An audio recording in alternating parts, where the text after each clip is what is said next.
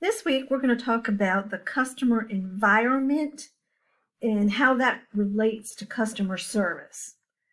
So, one of the first things we want to talk about is the difference between expectations and perceptions. So, customer expectations are before the transaction. Customer perceptions are during and after the transaction. So if perception is lower than your expectation, poor service is felt. So there's two things in there that you can change. You can change the expectations or you can change the perceptions. And there are some companies that do a really good job of lowering your expectations.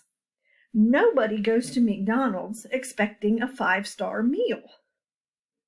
So McDonald's has lowered the expectation of what their meal is supposed to be. So the two ways that you can change the idea of excellent customer service is to lower what your customers expect or to raise their perceptions of the level of customer service. Now, I prefer to focus on raising the perception, which is during and after the transaction. But I do want you all to understand that there are two phases to that. So, lower expectations or raise the perception. So, I'm not really a statistics person. I'm not even really a numbers person.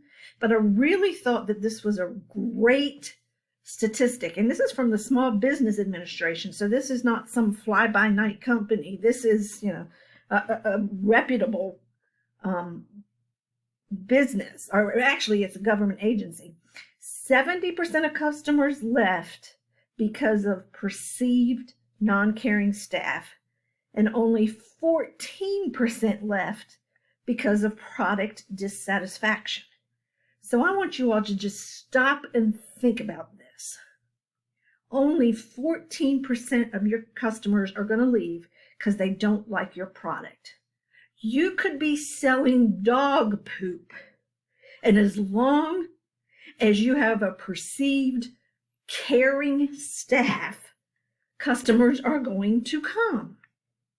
It's not the product that drives people away. Now, 14%, which is not, is not zero.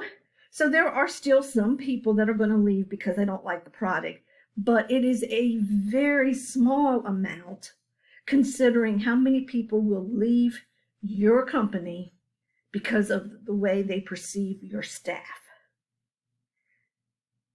So having said that, it's important that your customers perceive your staff as being caring. Remember, we talked about this empathy and caring and all the wants and needs of your customer. So people who make a lot more money than I do came up with something called the equation for satisfied customers. So you got to make a good first impression. There's always that little saying that says you don't get a second chance to make a good first impression. Then you have to be reliable. You have to have a quick response time. You have to have a quality service or product, but as we just heard, that's not super important. And you have to have empathy, and that equals a satisfied customer. So empathy means that you can feel or understand what somebody else is feeling. So if somebody comes in mad, you can empathize and say, I'm sorry you're going through this. Let me help. But if you match bad attitude with bad attitude, that's not empathy, and I'm telling you, it's not going to end well. So this equation for satisfied customers is just a theory, and we all know that theories sometimes don't work in real life. But I put it in here because I really think that if everybody could do this in customer service, we would have satisfied customers. So we talked about this last week when we talked about internal and external customers, but there's actually something called the mirror principle. Your employees won't treat your customers any better than you treat your employees. So let me read that to you again because this is so important.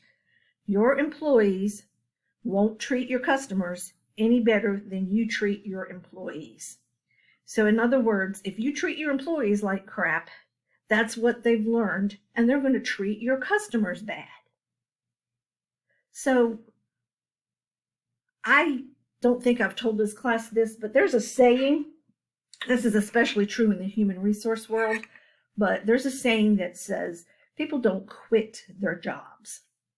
People quit their managers or their supervisors. And I would say that I 100% believe that. Now, there are some people that quit the job itself, but for the most part, a lot of us will do almost anything, as long as it's not illegal, to make a living. But when we quit, it's not the actual labor, the actual part of the job, it's the manager that we quit.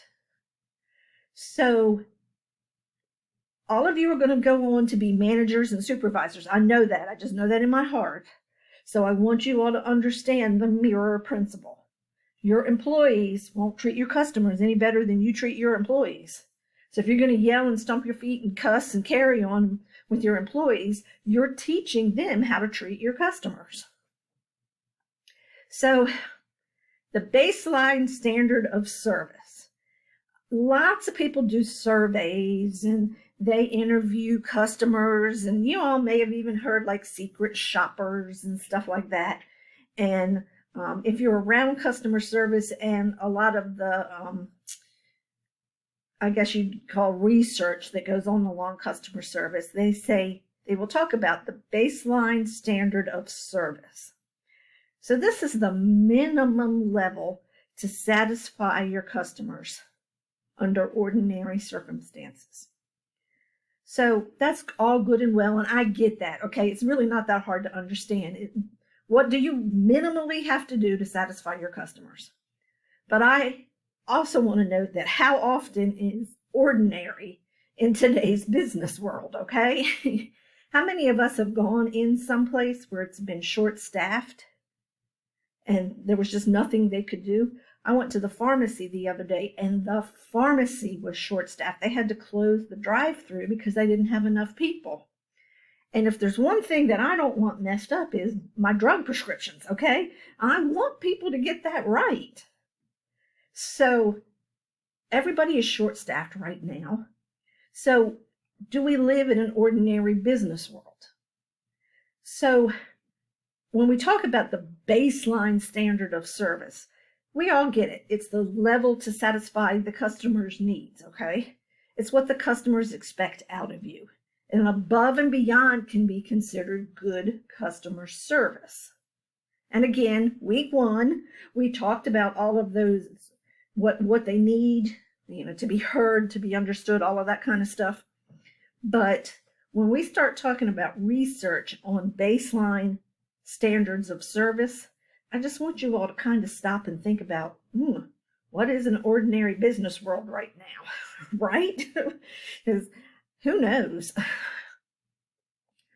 So after all of this research on the baseline standard of service and all of this kind of stuff, researchers have found that the number one way to improve customer service is to empower your employees. So what that means is when you empower your employees, you give them the ability to make decisions on their own. This is just kind of an aside here. When I was doing research on my PhD, I also found out that empowering employees is also the number one way to motivate employees. Money does not motivate employees if they have enough to pay their bills. It's nice and all of that, but it's not a motivating factor unless you don't have enough. If you have enough, money doesn't motivate people. Empowerment does. The ability to allow your employees to make decisions on their own. So I want to tell you about a company that is world famous for doing this, and it's the Ritz-Carlton hotel chain. I've never stayed at a Ritz-Carlton. I'm thinking it's probably a pretty expensive chain. I don't know if there's one in Charlotte. Oh, maybe I should Google that sometime. Tell you what, y'all Google Ritz-Carlton and tell me where the closest one is, and I'll give you 10 extra credit points, okay? So Google Ritz-Carlton and tell me where the closest one is. But anyway, it allows employees to spend $2,000 per guest per incident to make the situation right.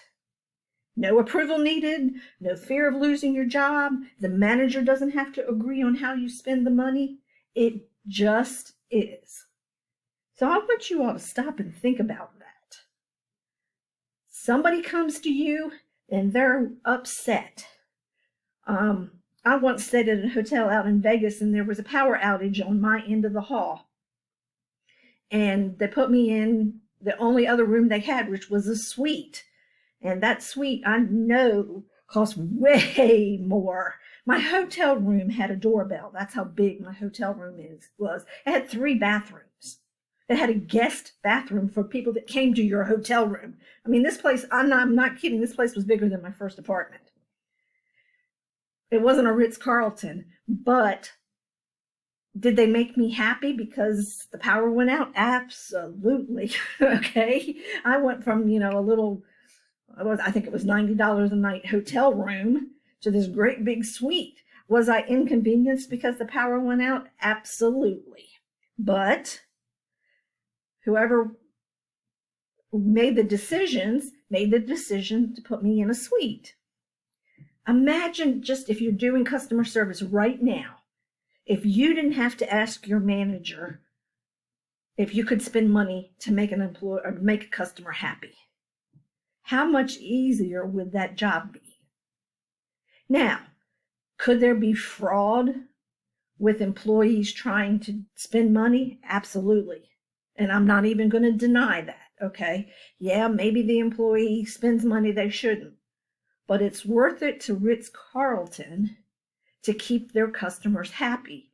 They're going to take a risk on maybe being a little bit of fraud just to keep their customers happy.